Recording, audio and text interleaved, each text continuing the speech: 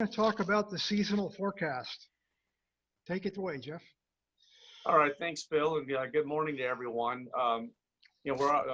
Hurricane season's upon us. It's June 1st, so it's time to be talking hurricanes, thinking hurricanes, and we're actually 2 storms into our list already. We're already going to jump to the C storm whenever the next storm evolves. We're watching an area down there in Central America right now that we're going to be watching this week. The Hurricane Center has about an 80% chance for that developing into a tropical depression or tropical storm over the next 5 days. So it's something we're going to watch obviously very carefully, but it does highlight that we are in the hurricane season, and now's the time to be thinking about that and making your plans. Looking at the season, right now we're expecting an above normal year. Actually, it's about a 90% chance of an above normal or near normal season. They're looking at the official forecast is 13 to 19 named storms. That's a tropical storm or a hurricane. Those are in the Atlantic basin. So that's going to include any storm in the Atlantic Ocean, the Caribbean, the Gulf of Mexico. So we're going to be watching that here over the next 6 months or so. So 13 to 19 named storms, about half of those they expect to be a hurricane strength, 6 to 10 hurricanes, with half of those 3 to 6 being major hurricanes. A major hurricane is a category 3 storm or greater. So that's what they look at: the water temperatures, the expected atmospheric conditions, and these are the things that kind of go into these large-scale seasonal forecasts. What these seasonal forecasts don't tell us is who's going to get hit, when is it going to come, how strong is it going to be. These are the factors that we have to kind of watch on a day-to-day basis. As you know, we live on the Gulf of Mexico. We live on the coast, so certainly we can get storms that develop just off the coast. We may not have a lot of notice. Hurricane Alicia, Hurricane Harvey, 2 big storms that impacted our area. Both of those formed in the Gulf of Mexico with just a few days notice before landfall. So really, this is the time when we emphasize right now to have your plans in place. If you're going to evacuate, where you're going to go, what are you going to be able to bring with you as you're able to prepare your property. A lot of people had COVID supply kits with what we've been dealing with the COVID virus. Certainly those could roll over into our disaster kits for the hurricanes. We emphasize, make sure you have those kits replenished if you started breaking back into those. The other thing about hurricanes is each storm is going to be different. Each tropical storm, every hurricane is going to bring different hazards and different magnitudes of different hazards. Some are going to bring a large storm surge, which is going to be that flooding kind of wave that will be pushed inland right along the coastal areas, as we saw with Hurricane Ike. Some storms are going to bring wind, as we saw with Alicia. Harvey was a rainstorm, and then also we can get tornadoes, as we saw with Carla and Harvey. So some storms are going to bring all the above. So when these storms come, this is what we as meteorologists, as a team here that we're all on here, we're going to be trying to message out which of those hazards we're really expecting from a given storm. The science, with forecasting has improved significantly over the last 10, 20 years, but we still have a little bit more to go, and we know that. So we have to be prepared. You do not anticipate or do not expect to have a lot of notice. We're going to give you as much notice as we can, but there will be some storms that will come up, and we're just going to have to, like I said, with Alicia and Harvey, you may only have a couple days notice. So that's kind of the message I wanted to push forward, Bill, and I guess we can move on to the rest of the panelists.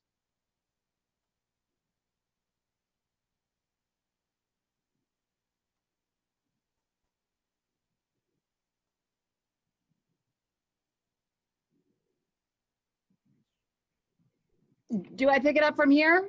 Am I the first one, or does somebody introduce? I don't know. Go ahead, Chita. I guess we're going to go with that. Okay. All right. Okay. No problem. Okay. Hello, everyone. I'm meteorologist Chita Craft. I work with KHOU, the local CBS affiliate, and I am here because our chief meteorologist was supposed to have the week off. But he is now going to work this week, of course, with what's the potential to happen. So with that being said, I never get this platform where I guess we're all out here. I really want to say thank you to all the meteorologists, the TV meteorologists, with our government agencies, so many of the officials that we have on today. I really want to say thank you so much for all the work that you've done in the past, and just the commitment and the dedication that you have to this city. So first and foremost, I really want to thank so many people on this panel. You're always a calm voice, and you've taught me so much. I've been here for almost 9 years, and I really appreciate that. Okay, but with that being said, we will dive right in. I am talking today about watches and warnings.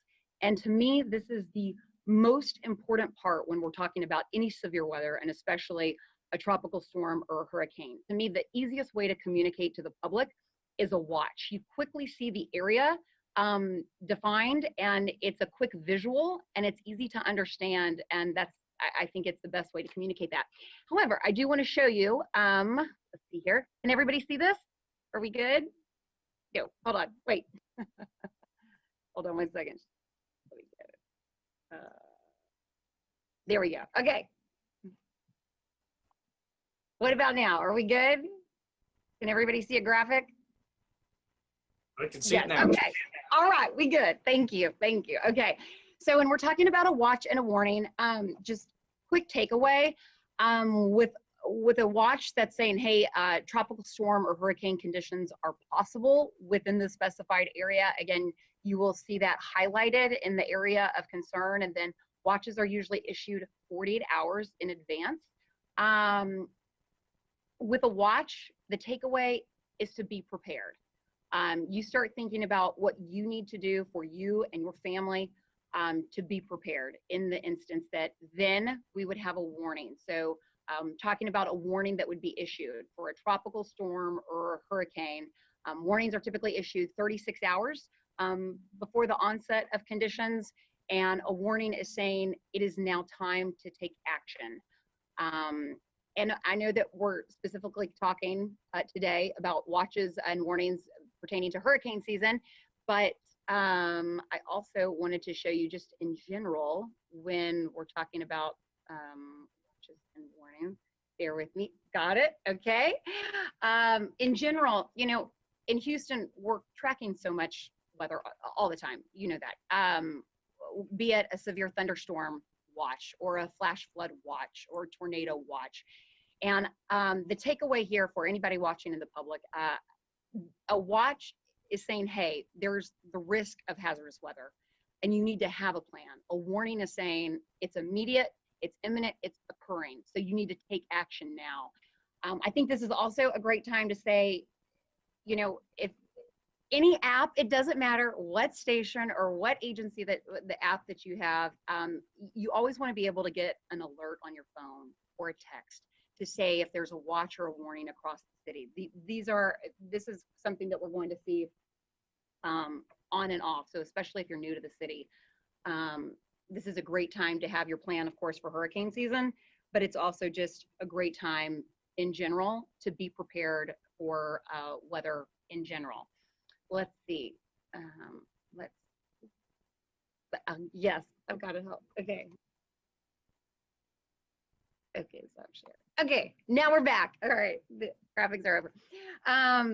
So basically that's it. When it pertains to a watch or warning, I want to thank everyone who issues those, and of course, you know, gives the information to us so then we can tell the public about that. And to me, a watch and warning is so critical when you're talking any severe weather, but especially when it's during hurricane season, because it's such a quick visual, it's such a quick takeaway, and I think it's easy to see. So are we taking questions or are we waiting to the end? I think we're gonna wait Okay. towards the end there. So I think Travis, you're up next, I believe. Okay. Hey, thanks for that, Chita. Thanks, Chita. So I'm here to talk to you about hurricane winds. And I want to thank all of you who are on this Zoom meeting today, because you're ready to get prepared. And as Jeff Evans talked about earlier, we might need to be prepared a little bit early this time around with what we're seeing trying to spin up in the Bay of Campeche. So one of the key defining characteristics of a hurricane is its wind speed. Whenever that low pressure center attains winds of 74 miles per hour, we have ourselves a hurricane. And those winds flow in a counterclockwise fashion around that giant area of low pressure. And so we define the category of a hurricane strength and damage potential based on the wind speed. It's called the Saffir-Simpson Hurricane Wind Scale. And it goes from category 1 to category 5. Category 1 is you've got your entry-level hurricane. You now have a hurricane. Category 5 is anything with winds over 157 miles per hour. And that's what we consider to cause catastrophic damage. Very difficult to build things that can survive category 5 wind intensities. Now, the strongest winds are in a ring around the eye of the storm. We call it the eye wall. You may have heard before that the center of the hurricane is perfectly calm, and it is because of the way hurricanes are structured. There's this broad area of sinking air that comes down in the middle to heat up the center part of the hurricane. And when you're inside the eye, it's very calm. But right around it is this raging river of air that we call the eye wall, and that's where you find the strongest winds that we measure in a hurricane. And that's why we're so concerned about knowing where that eye wall is going to make landfall, because that's the part that's going to experience the most extreme winds that a hurricane has to offer. Think back to Harvey 3 years ago. Harvey was an unusual hurricane. It was the strongest hurricane to make landfall in Texas since Carla in 1961. It was a category 4 with wind speeds of 130 miles per hour. And so for one, it was unusually strong. For two, it stopped. It came in and just meandered. And we haven't seen a hurricane that strong ever do that in recorded history. And so we had an unusual experience with that hurricane here in Southeast Texas. Rockport got the windstorm. That's where the eye made landfall. We did not get the windstorm part of it. We had winds gusting 50, 55 miles per hour, but we were in the outer rain bands. And so some of my colleagues later are going to talk to you about inland flooding and another water component related to the eye called the storm surge. But the last time that a hurricane made landfall where the eye went into the Houston-Galveston region was Hurricane Ike back in 2008, almost 12 years ago. I'll never forget it. My oldest son was 1 month old at the time. And when Ike came in as a category 2, now a very large category 2, it had 110 mile per hour winds, and it was 1 mile per hour shy of reaching category 3 designation. And it caused a massive power outage across the city of Houston. And so even though it wasn't the strongest hurricane we've ever observed in terms of wind speed, it really rearranged things around town. And for me personally, I had 100 feet of power line down in my backyard. And so I knew that I was not getting power back until I saw the lineman crews come in to restore that. And so we were without power for 14 days at the Herzog house. And so that's something we need to think about when it comes to a hurricane, is not only can you survive where you're sheltering, but are you prepared to live perhaps a few weeks without power in the event that a hurricane winds come and cause significant damage to the power grid. Now, to our own homes and property, we can mitigate the damage that hurricane winds cause based on how we build and how we reinforce buildings that already exist and maybe aren't built up to code. And one of the simplest things to do is to board up windows in advance of a hurricane. There's this myth that goes around that if you slightly open up the windows, it'll help equalize pressure in tornadoes and hurricanes. And that's actually the worst thing that you can do. You want your home to be as airtight as possible, because as soon as that wind and that pressure change finds one window to go through, it dramatically increases the chances that your roof is then going to blow off because of the pressure differential that's created.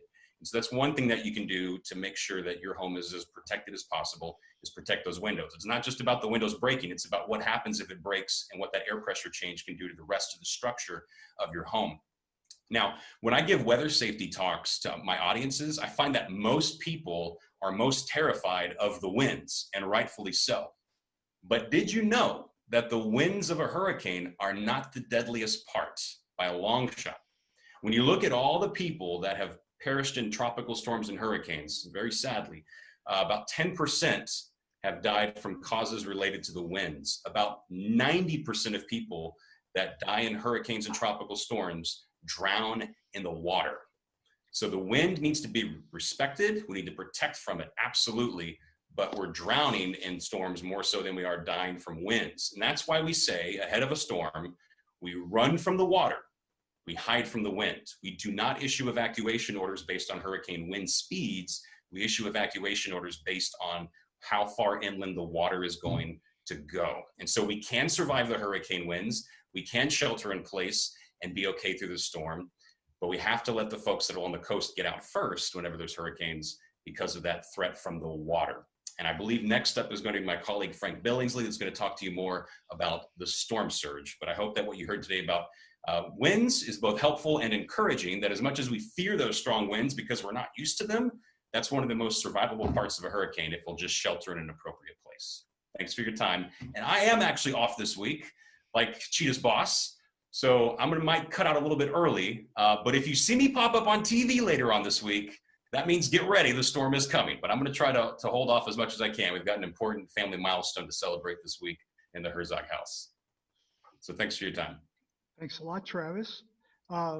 Another thing about the wind and windows is do not tape your windows. It doesn't protect them, and it may make them more dangerous as there'll be larger pieces of glass if the wind blows them in. Okay, up next is Frank Billingsley. He's going to talk to us about the very serious hazard for our area, storm surge.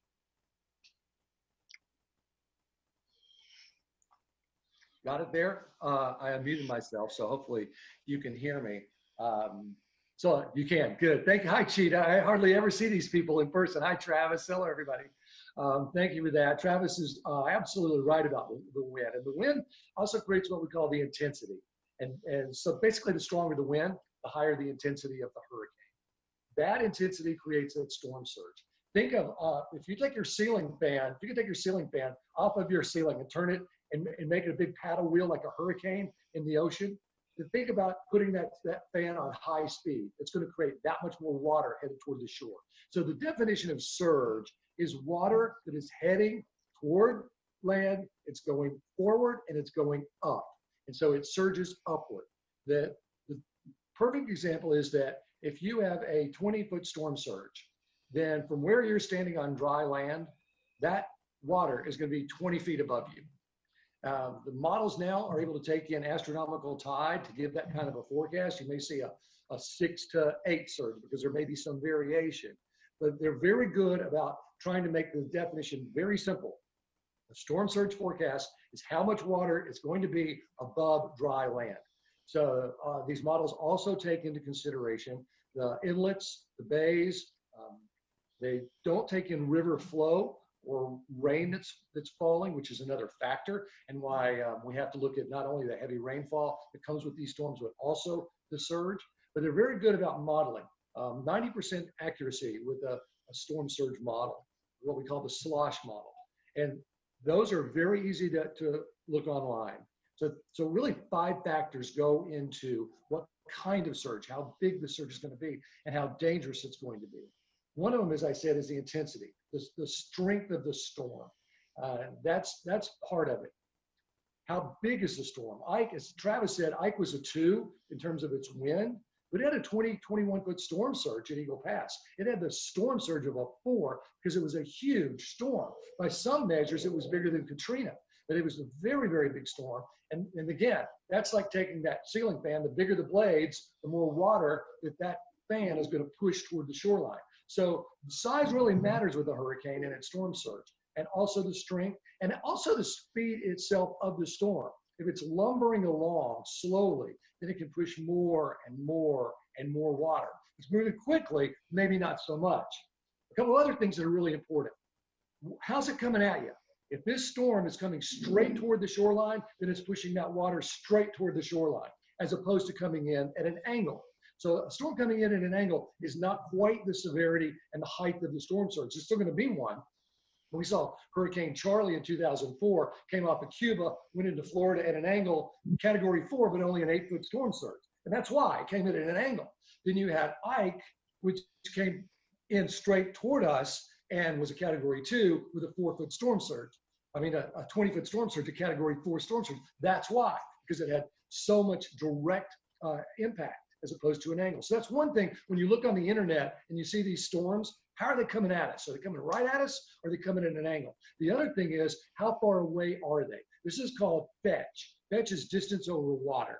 And the farther they are away from us, obviously, the more water there is between that storm and us. And so it can push that much more water toward us. So it's important, again, with Ike, which came off of Cuba, Katrina came off of Florida, Rita through the Florida Keys. That's 800 miles of water that it's pushing in our direction. As opposed to Alicia, which formed south of Louisiana and only had a 10-foot storm surge, even though it was a category 3 hurricane. It just didn't have that much fetch, not that much distance over water. So look at the fetch when you're looking on the internet. Look at the angle of approach of the storm, and of course the intensity and the size. And then, as Travis says, run from the water, hide from the wind. So look at those slosh models. That'll give you a great idea on the National Hurricane Center page of what kind of storm surge for your particular area is expected. We'll be doing that obviously also on the air. So if you're watching one of us, we'll have that same information. But you may want it at a certain time when you don't see it on TV, and you can get it on the National Hurricane Center slosh model page. It's very good. It's very detailed now, and it's for everybody. So you can see it all across the United States and the Bahamas and into the Pacific. So slosh is the slosh models have come such a long way, even since 2014. And the definition of surge has changed since Ike. They've taken it off of that Saffir-Simpson scale. That's just for wind now. The surge is in and of itself its own danger, its own forecast, and it's easy for us now to communicate what you can expect when these storms come your way. That's a little tip or two if you're looking on your own and looking at the angle of approach and just how far away this is. Bill? Thank you very much, Frank. A very excellent description of what the challenge is with our area and storm surge. Everybody talks about spaghetti plots and weather model this, weather model that. It can get kind of confusing, and we have today, Jim Siebert is going to clarify some of the issues we have with tropical cyclone models. All right, it's my pleasure to be with you guys today. And I have to admit, I love listening to my colleagues talk about storms and weather because you get a sense of the passion that we all have about covering these things. Not that we love hurricanes, but we love sharing information. And that's why I really like what we're doing today. All right, so hurricane models. I have to admit, I have definitely a love-hate relationship with hurricane models. For one thing, they've been getting better and better all the time. As our science gets better, as the data going into these models gets better, our modeling's getting better, which means the forecasts are getting better. But there's a few things that we always have to remember about modeling and a few things that we really have to be careful about, especially with social media. Because models are not telling us exactly what's going to happen most of the time. They're giving us parameters of what we're working with. And so oftentimes, especially like, for example, we have this thing coming into the Gulf of Mexico this week, you'll have some models that will be going one way, you'll have models going another way, and then someone might, for example, take one of those models, put it on social media and say, this is going to happen. And that happens a lot, unfortunately, because models are kind of like when you go to the doctor and you're getting a physical. They take your temperature, they're going to take your blood pressure, they're going to take all kinds of things. So maybe you go to the doctor one time and they're taking your blood pressure and they say, wow, your blood pressure is really high. And you go, wow, well, maybe it's because I just ran a marathon.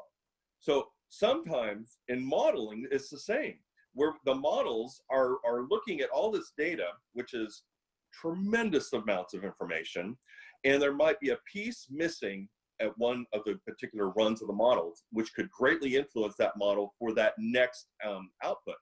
So then you'll have a model that all of a sudden does something completely different, and then that makes everybody get really scared. So what we look for as meteorologists is consistency in the modeling over time. And of course, as we get closer and closer to the time where the storm might get to us, the modeling always gets better. But just remember this, that one model does not a hurricane or tropical storm make. And almost always, when we see modeling, it's going to change over time. The millions of pieces of data going into these models are going to be changed. They're going to change. It just has to. It's a very complicated thing. But what you want to look for, and the modeling that I really like, the models that I like more and more are consensus models, that are models that kind of take averages and take some of the other modeling and kind of looks at it and kind of compares basically. And so as we get closer and closer to the time, you'll notice that that spaghetti plot always tends to get closer. So if you're watching on television, when all of us, because we're all going to show the spaghetti plots, and when it looks like a bowl of spaghetti, then you know that none of us know what's going to happen. We just don't, because the modeling is just a spaghetti. It's a big bowl of spaghetti.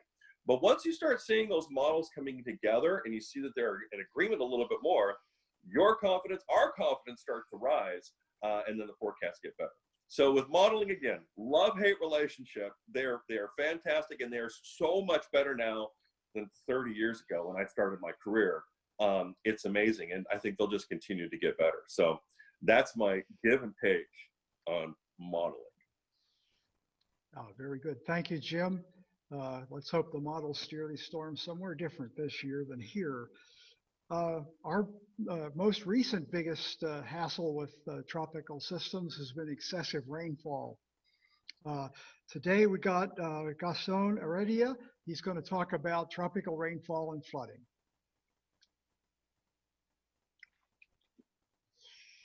Hi everyone. My name is Gaston Heredia. I'm working for KXLN Univision here in Houston. This is my second year here in Houston, and I'll be covering rainfall and flooding. I'm from Argentina, so I have a strong accent with my English, so I hope you understand. So let me get started. Houston, from my point of view, has become one of those cities that it's an example of flooding cases. No, we always have different kind of scenario where we end up getting flood. And now with the severe weather season, with the hurricane season that just started, and with the above normal forecast for this season, we might have a very good chance to get a scenario that was, as an example, Imelda last year, 2019. Imelda really hit Houston really hard over Galveston, Beaumont as well, 40 and plus inches of. And we as a weather mets, I think we have the obligation not only to inform our society, but also to educate them, informing in a sense that we have the advantage of kind of have a rough idea of what might happen during the few days and give you like an alert day of what changes might get to us so you can get prepared. But also to educate, sometimes we tend to use different kind of word or terminology that many of our audience doesn't get. So sometimes we try to mention those names and try to explain it. For example, the watches and warnings. Sometimes people doesn't get the difference between those two. So Houston got flooded too often. No, many reasons. I think one of the biggest is the urbanization. There's more construction over the past year. We have more roads, more housing, more civilization, more people moving to Houston. So that's required more housing. So less green areas for our city. And also we are really near the coast. So we are pretty much at sea level, and that doesn't help us at all. Different kind of scenarios can derive in flooding. For example, you can have a single storm that can get you over a short period of time a lot of rain that can end up on flooding day, or you can have a really smooth storm over a long period of time that can get you also a flooding situation. For example, tropical cyclones that can flood the coast with storm surge or just heavy rain during a long period of time. June through October, November can be the more propense month throughout the year where we can see these cases because of the summer thunderstorms, because of the severe weather outbreak that we have here in our state. It's because it's more humid, it's because it's more hot, so the atmosphere can hold more water in the air, so it's more propense to give us more heavy rain. And this hurricane season, I hope we don't have this scenario, even though we're still tracking that situation over the Gulf of Mexico. So we need to be prepared. We need to be prepared. I think we have to pay more attention to the weather alerts. I think we have to pay more attention to. I think one of the best advices I can give you is just follow your most trustful weather anchor, and he will try to keep you informed. Try to recognize in which part of the city do you live. Is your area more propense to flood? Try to have a plan. Try to see if you're living in an area that more often with time get flooded consequently. I think you have to look for a better place to move in that case, and try to recognize the situation. If you see a flooding area, try to try to take a good decision at that moment. No, not try to go over the flooding area. Just try to look for a different way or different approach. Well, I really hope that this season doesn't hit us, but also try to stay very alert during this season. And that's all I have for now. And I think my colleague Anthony Ortiz, he's gonna be talking as well now. Okay, well, thank you very much, Gaston. And you are correct. As important an issue as rainwater flooding is in this area, we wanted to reach out to the Spanish-speaking community also. Anthony Ortiz, topic will be lluvias and inundación. Hello, Anthony Ortiz here. I am the meteorologist for Univision 45. So right now I'm gonna say the same thing as Gaston, but for our Hispanic community here in Houston, we have a lot. So muy buenos días para aquellos que se comunican en español. Mi tema es lluvias e inundación. Como saben, las lluvias e inundaciones son un tema muy importante cuando hablamos aquí en el área de Houston. Y como sabemos, estamos en una temporada de huracanes que comienza hoy, pudiera ser más activa de lo normal, y de hecho ya tenemos un sistema que estamos vigilando, así que hay que estar bien atentos a esto de lluvias e inundaciones. Primero, debe conocer su área, qué está pasando o qué puede pasar, si es vulnerable a que tengamos inundaciones en esa zona, reconocer qué lugares, las calles, si su condado, si su ciudad se inunda rápidamente, tener un plan de emergencia, de evacuación, dependiendo si se inunda rápidamente. Recuerde que no tiene que ser un huracán, una tormenta tropical, como para que se pueda inundar. Tan fácil como un sistema frontal, una tormenta aislada puede inundar su lugar y así puede usted verse afectado. Así que yo creo que es muy importante que tenga sus preparativos, y más cuando tenemos esta temporada de huracanes que ya comenzó en el día de hoy y que estamos próximos a, yo creo que la semana que viene, domingo, lunes, pudiéramos tener un sistema acercándose a nuestra región que pudiera dejar bastante precipitación. Así que eso hay que tenerlo en mente. ¿Qué les recomiendo? Bueno, lo que siempre se recomienda es no cruzar zonas inundadas. Si ve alguna, dése la vuelta, busque rutas alternas. Si ve que su área se está inundando muchísimo, hay que buscar un lugar alto, o sea, donde el agua no llegue. Rápidamente usted tiene que pensar rápido, sentido común, no esperar a que el agua llegue a donde usted para buscar hacer ese plan de emergencia o tomar ese plan de emergencia. Además de esto, yo les recomiendo, y que siempre se lo hemos dicho, tener una aseguranza en contra de inundaciones. No importa si su lugar no se inundó en Harvey, si el lugar no se inundó en Imelda.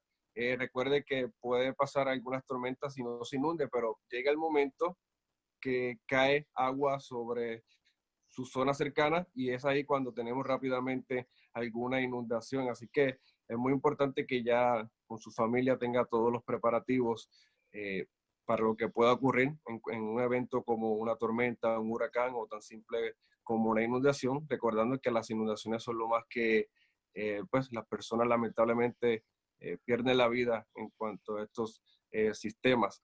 Así que nada, para la comunidad en español, siempre manténgase al tanto en su medio de preferencia y que sigan atentos a las redes sociales.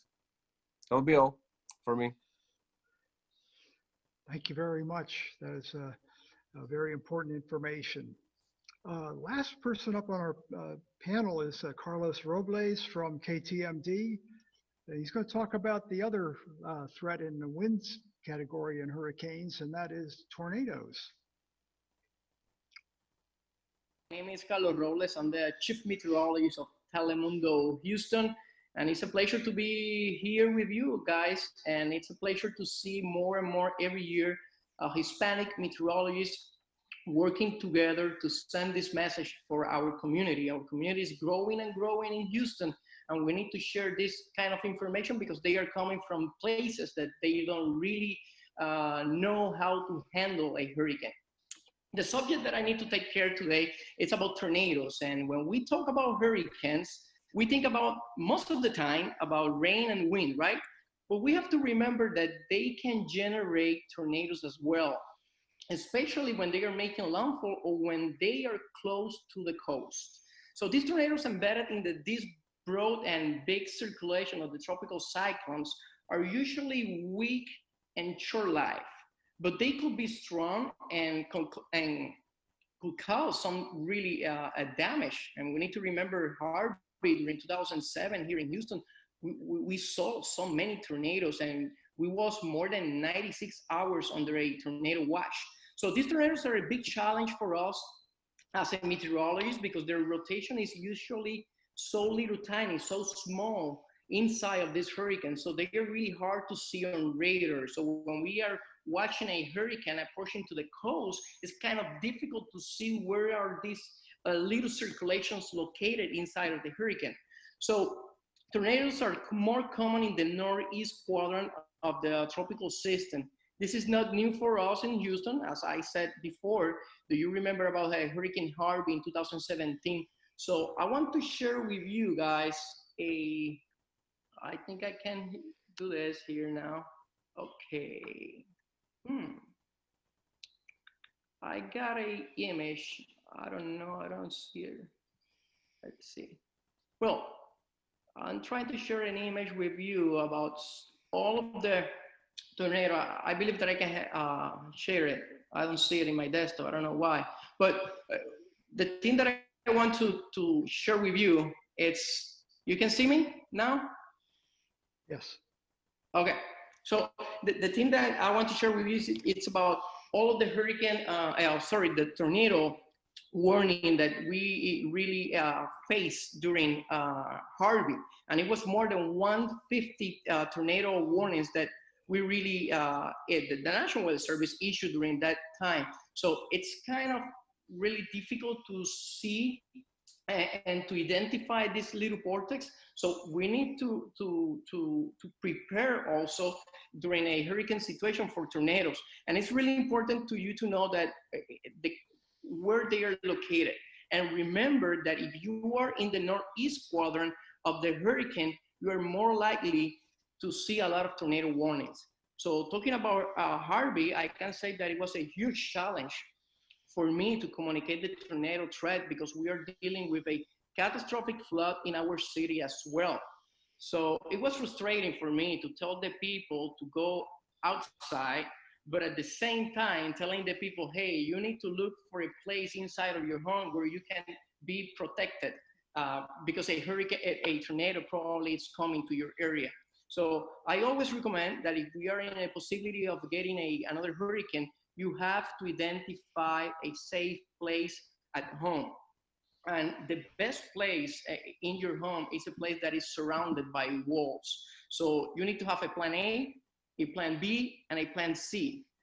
And if that's a place, a flood or something unexpected happens. So being prepared will help us face a hurricane and mitigate the damage that they can cause to our area. So it's important, and our message in Telemundo Houston and for all our Hispanic community is that you need to know and identify what are your risks. If you live in a place that it's really close to a bayou or a river, you need to know that probably this bay or this river, it will go over banks. So you need to know, okay, I'm at a risk of storm surge, I'm at a risk of probably high winds because I live really close to the coast. You need to know your risk, and this will allow you to respond better in case that a hurricane approach to our area. Thank you, guys. Thank you so much, Carlos. And thanks to all our panelists for their presentations. We're getting lots of questions coming in from panelists, and I'll be forwarding them, presenting them to you after our next two speakers give their talk. We've heard a lot about the meteorology. We're going to shift gears now and talk about what it is you should be doing in order to be ready for hurricane season. To talk hurricane preparedness, we have Francisco Sanchez. Great. Thank you, Bill. I appreciate everyone being on this call. The first official week of hurricane season, as you know, when we might have a named storm in the Gulf of Mexico. If that happens, it'll be our third named storm, and we are barely at June 1. So just a reminder that hurricane season and flood season is already here. So people to be attentive of that. We will watch that closely here, but it's just too early to tell. But again, just a reminder to stay informed as we go through this season. You should know that the Harris County Office of Homeland Security and Emergency Management is doing everything that we possibly can to keep you safe and informed. Everything we have done in prior hurricane seasons is equally important today. That said, we recognize that COVID-19 adds a new level of complexity to our hurricane planning. But it's not new to us. We've dealt with hurricane season before, and Ebola, and H1N1, and Zika. So we're used to this, and we're used to dealing with multiple threats. Every hurricane season, we have to plan and prepare for things like wildfire seasons, heat waves, flood, power outages, and a great many other things that we are susceptible to in Harris County. But it is going to be a community-wide and partner-wide response if we have to respond to a tropical threat this year. We are working with our local, state, federal, nonprofit, and community-based partners to make sure that we are ready and on guard for whatever we might face this year.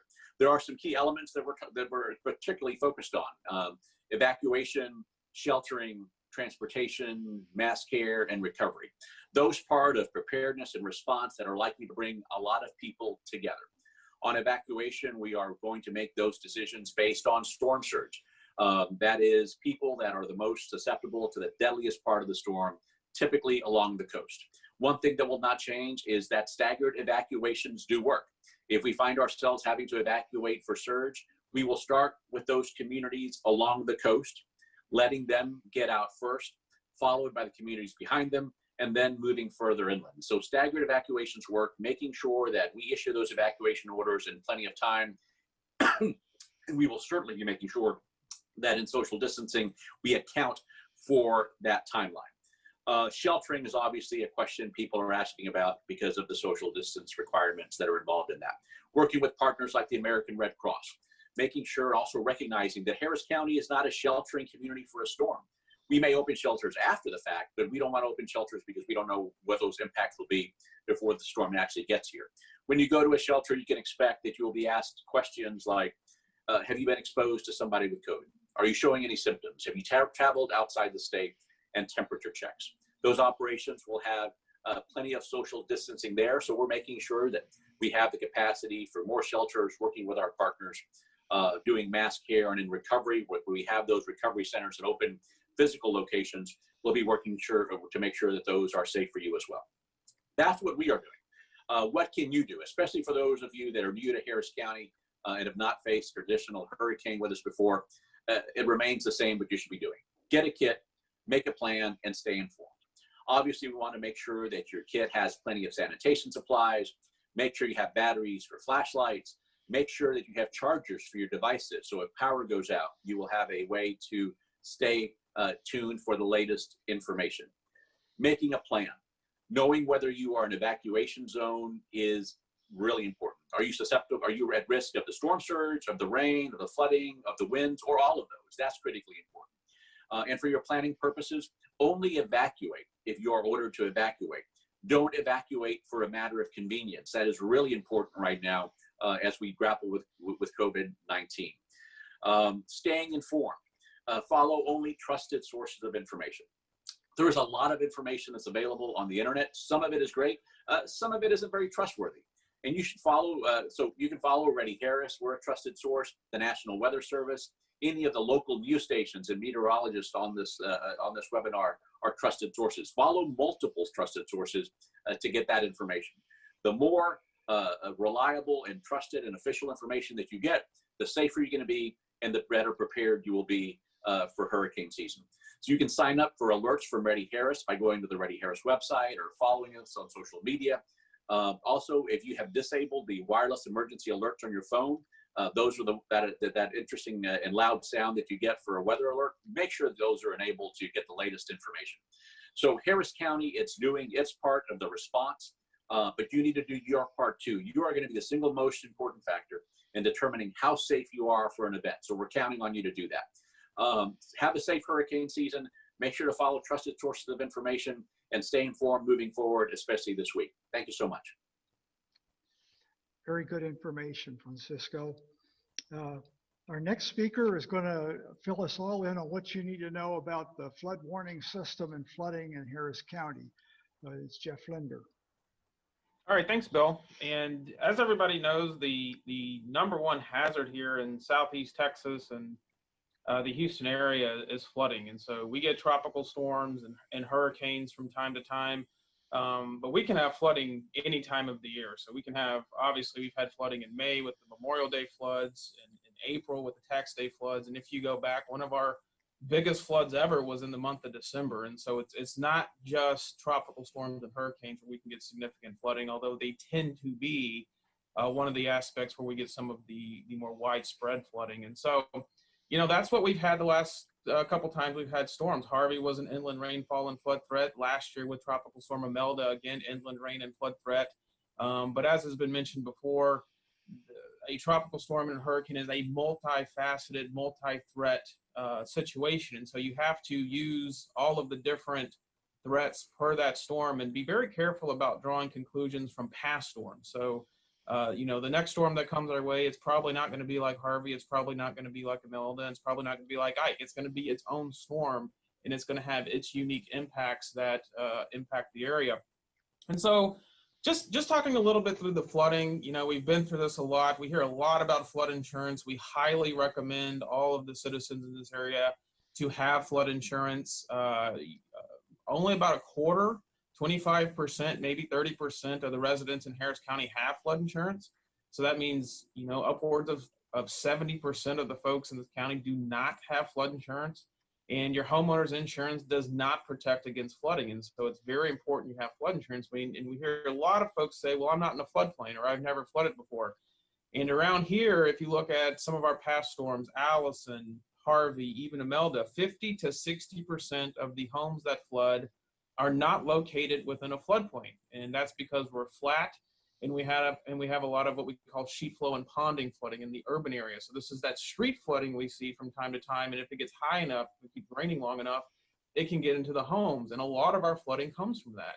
And those areas are not in what is considered a mapped floodplain. So even if you're not in a floodplain, if you've never flooded before, even if you didn't flood in Harvey, that does not mean you can't flood in a future storm. And we've seen some of that recently with folks in the Kingwood and Humble areas that didn't flood in Harvey and then actually flooded in Imelda. So it's very important to get the flood insurance. And of course, when we do have a storm, we highly recommend that folks use the flood warning system. The system is a network of gauges that is operated and maintained by the Harris County Flood Control District, and it is now Harris County and all of the surrounding counties around us. And well, the information you can get on there is the current rainfall and stage information in the creeks and the bayous and the rivers. And so it gives you some idea of how much rain has fallen at a particular location and how high the creeks and bayous are getting. And it also, we now have produced maps on this website where you can see how high the water is getting with respect to your home. You can type in your address and it'll show you what we call an inundation map. And it's just simply where the water is with respect to the creek or the bayou. That's an improvement we've made, along with the ability to create an account and sign up to get alerts delivered to your cell phone or your email. And so you can get whatever rainfall numbers you would like to get. We have some standard default ones, or you can put in what you want, and also the creek and bayou level information. And as Francisco just mentioned, that's some of the most important information that you can get during all of this is the value of information coming directly to you so you know what's happening. So it's really important that we make sure we follow the trusted weather sources, have your flood insurance, have your plan, and have a kit ready to go for this hurricane season. Bill? Oh, thank you very much, Jeff. That's, well, as always, very important information. I'm so glad we have this service available to us living here, given how bad the threat is. Okay, I'm going to start forwarding some questions to different people here. One very important one, I think, that I'm going to put to Frank Billingsley is a question from Stephen on Twitter. What is an example of a hurricane that had a large storm surge in addition to what we saw with Ike?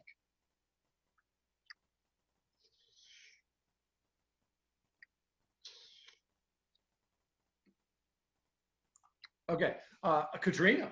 Katrina was a perfect example.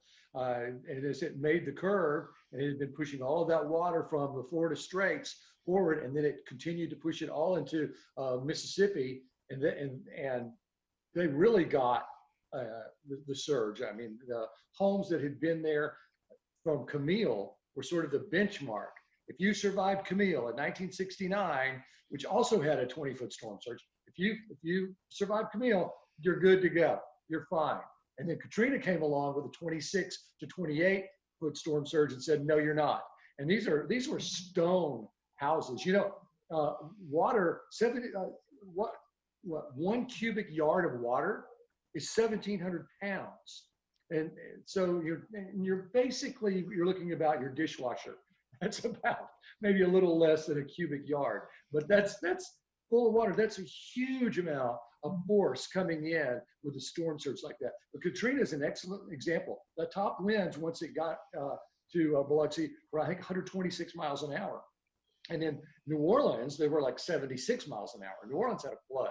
They didn't have a hurricane, let's face it. But Mississippi, Biloxi, Gulfport, Pascagoula, I was there for 2 years as the chief met at WLOX. I know it well, and I know those homes well. And that, I think Katrina is probably one of the best examples of that kind of surge. Now, just in recent memory, Florence off of Carolinas, it was a Category 4, and then by the time it really made a landfall, it was a Category 1. It pushed huge amounts of water into those rivers in the Carolinas and those inlets and canals. And whenever you push water into a concave coast, a bay, a canal, a bayou, it has nowhere to go but up. And if you've looked at Galveston Bay, you know it's full of concave coast and inlets and canals. Bill? Very good examples. Two that come to mind to me for our area are Carla in 1961, which went into Matagorda Bay over 100 miles from Galveston. Yeah, we had up to 17 feet of water in Galveston Bay above normal. And of course, the worst disaster from a hurricane in American history was the 1900 storm. Most of the people died from storm surge there. A lot of questions on flood insurance. I'm going to turn it back to Jeff Lindner. Allison on Facebook wanted to know about where flood insurance can be purchased. Is it too late to have it? And a little bit on their other maximum reimbursement amounts that the flood insurance will cover. Yeah, those are great questions. And, you know, you contact your insurance agent, the same one you have your homeowner's insurance through, your car insurance through. They can put you in contact and get you the flood insurance. And as far as you know, one important aspect with flood insurance, it does take 30 days to go into effect. So if you purchase it today, you're looking at you know, the 1st of July before you're actually covered by it. And it has to be renewed every year. And I can't tell you the number of folks who had it, that bought it after the tax day flood. They did not renew it in 2017, right before Harvey made landfall, and so they weren't covered. So 30 days to go into effect. It has to be renewed every year. And there are different variations of coverage. And so you can get maximum coverages for your particular location. And you can also get flood insurance for your contents. So this is your property belongings, your belongings inside a property. If you have a rented property, so if you have a rented house or an apartment, you can get flood insurance for your belongings that are inside of that structure. Okay, very good. A fairly basic question here. I'm going to turn this over to Travis to answer. Alex from Facebook asked, what are the differences between what's called a tropical cyclone, a tropical depression, tropical storm, and hurricane? Sometimes people get confused on those. That's a great question. Thanks for that, Alex. A tropical cyclone is referring to any tropical system, regardless of its intensity. So that could be a tropical depression, a tropical storm, a hurricane. It's a catch-all for any tropical weather system when you hear tropical cyclone.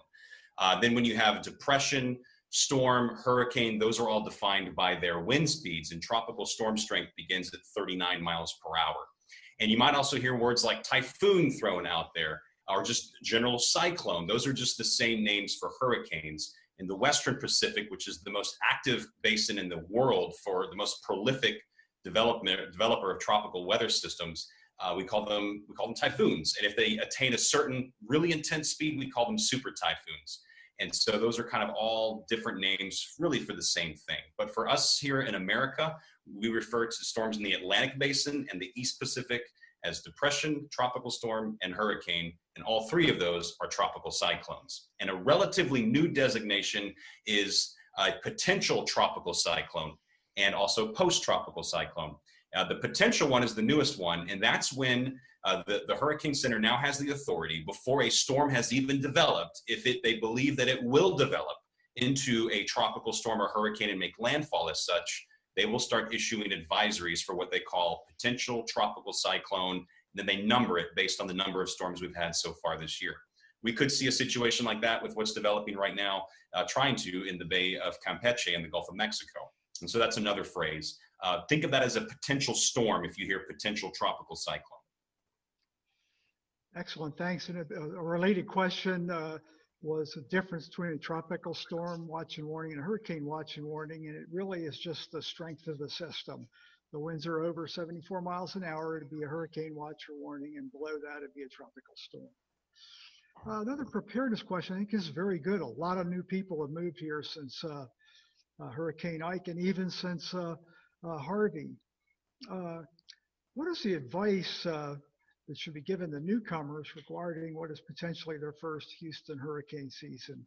And they asked if you could respond in English and Spanish. So Francisco, I think I'll give you the first crack at this.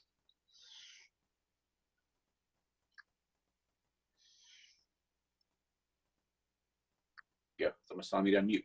So one of the things that's critically important is to know that every storm is different, no matter of size, category, all of those things. They can have different impacts to Houston. So if you haven't been in this area before, or you're new to tropical cyclones in general, follow the advice of your local emergency management officials. You could be subject to any number of things. Flooding from the rain, flooding from the bayou, storm surge, which is the most dangerous, and that'll be along the coast.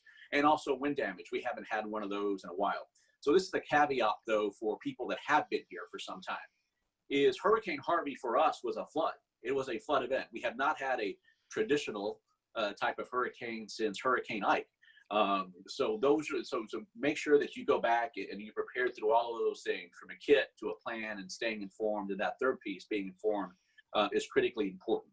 And whether you're new here or not, I do want to make sure that we cover this. If you need any type of help evacuating, either for a medical condition or any type of issue, dial 211 to pre-register. You can, it's answered 24/7 by the United Way in multiple languages. All that information is confidential, and that's critically important, especially now in COVID. If you cannot afford to evacuate because of economic conditions, please call and register for 211. Es importante que nuestra comunidad esté preparado para la temporada de huracanes. Va a ser una temporada muy activa. Ganen la información en Punto Ready Harris, atento a sus medios, atento a organizaciones aquí del condado, la ciudad y el estado para la información para que tengan lo que necesita para sobrevivir un huracán o tormenta. Esta temporada va a ser muy activa. Y es importante que estén preparados a tener lo que necesita en un equipo para su casa, o si se necesita evacuar, que tenga un plan para si se va a quedar o si se tiene que evacuar, y hacer cómo va a ganar esta información que necesita para estar informados y estar seguros. Thanks again. Thank you very much. And that's all the time we have for questions. Al, I'm going to turn it back over to Mark Sloan for closing remarks. Thank you, Bill. I want to say thank you to our moderator, Bill Reed. Appreciate you being here today, and all of our distinguished guests, our meteorologists, our flood control district, and our office, for giving you hopefully some information on being prepared for this year's hurricane season. It's crucial that we all have a plan. It's all the resources we need to take care of ourselves, our family, and our pet for the next 7 days if we're impacted by a tropical event. But most importantly is staying informed. You heard from your favorite meteorologist today. You heard from your local emergency management agency. Stay informed. Know what our risks and threats are. At any given point in time, a system could develop that may impact our Texas coast. Thank you for joining us.